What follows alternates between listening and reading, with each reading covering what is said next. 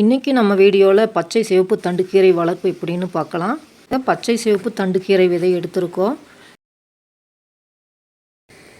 மண்கலவை தயார் செய்யறதுக்கு 1 கிலோ மக்கிய தொழு உரம் எடுத்திருக்கோம். நல்லா கொத்தி கலந்து விட்டுக்கலாம். மண்கலவையை க்ரோ பேக்கில் போட்டு அரைச்சிக்கலாம்.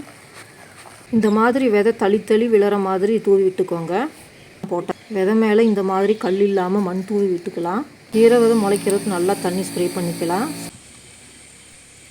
4 நாளில் எல்லா கீரை செடியும் முளைச்சிருக்கு. இதோட கீரை செடிக்கு 12 நாள் ஆகுதுங்க.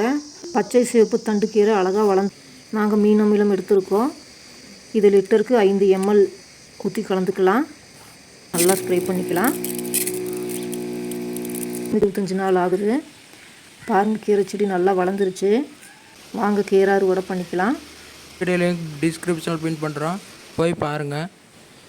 2 கட்டு கீரை கிடச்சிருக்கு. சின்ன